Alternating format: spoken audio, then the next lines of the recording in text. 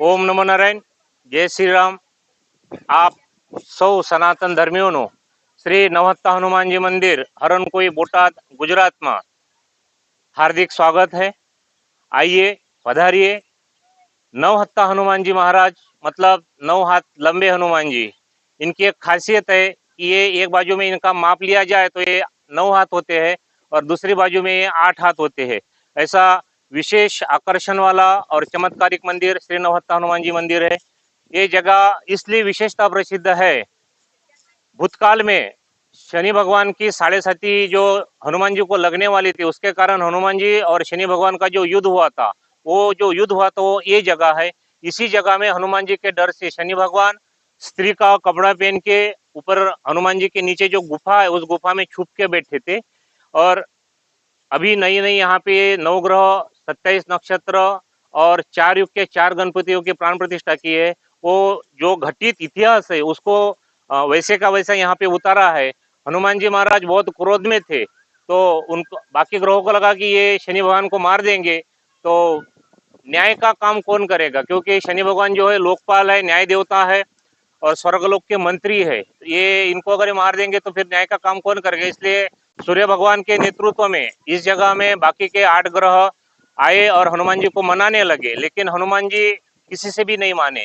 इसलिए फिर भोलेनाथ जी को यहाँ पे बुलाया गया. यहाँ पे भोलेनाथ जी माता जी के साथ इस बोटाद शहर में उपस्थित हुए. तभी हनुमान जी ने उनको देख लिया, लेकिन उनसे भी नहीं माने, क्योंकि उस समय उनको जो है उनके जो परम भगवान है, परम ईश्वर है, उनके दर्शन की लालसा हो गई और वो शनि भगवान को, शिव जी को कोई उत्तर ना दे के और ज्यादा मारने लगे. फिर ये लोग सब समझ गए, इसलिए फिर श्री राम भगवान के यहाँ पे पाचारण किया गया. और जब जैसे ही श्री राम भगवान का दर्शन हुआ, हनुमान जी महाराज उनके पैर में पड़ गए, उनको गले लगे और शनि भगवान को छोड़ दिया गया इसी जगह में. इसीलिए सामने जो है ठीक शनि भगवान और नवग्रह के सामने हनुमान जी और राम भगवान की मिलन मूर्ति रखी है, वो इसी के कारण रखी है.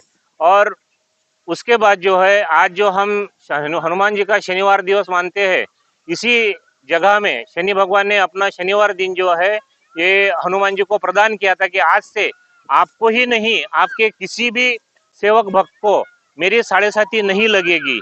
और आपको जो सिंदूर चढ़ता है उसके साथ साथ अगर तेल चढ़े तो मुझे जो आपके मार से जख्म लगे हुए हैं वो जख्मों पे वो घाव भरने के लिए उसका इस्तेमाल हो जाएगा.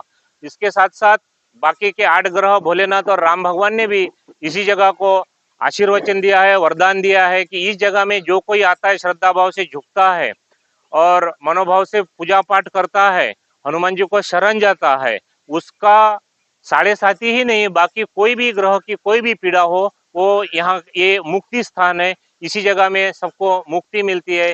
इस हिसाब से भूतकाल में बहुत सारे इतिहास घटे हुए. नाना साहेब पेशवा यहाँ पे आए हुए, स्वामी विवेकानंद जी यहाँ पे आए हुए, ऐसे बहुत बड़े बड़े महारथी यहाँ पे आके अपनी पीड़ाओं को जिन्होंने दूर किया है. और खास बात इस जगह की ये रही है कि जब आप भूतकाल को जानना चाहोगे तो पांडव यहाँ पे रह चुके हैं.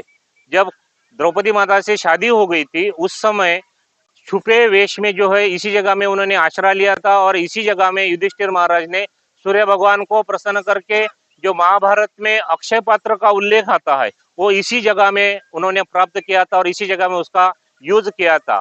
और उन्हीं की परीक्षा लेने के लिए दुर्वासा महामुनि इस जगह में आए थे. और बाजू में जो है यहाँ पे पूर्व वाहिनी 3 नदियों का संगम है जिसको मधु, माही और उतावड़ी बोलते हैं. शास्त्र में जिसको खीर की नदी कहा जाता है, जैसे अमृत की नदी होती है, दूध की नदी होती है, ऐसे ही ये शास्त्रों में इसका उल्लेख खीर की नदी के तरीके किया जाता है. और दुर्वासा महामुनि ने भी त्रिवेणी संगम में जब डुबकी लगा के खड़े हो गए तब बोला कि मेरे पेट में से तो खीर का ओडकार आ रहा है.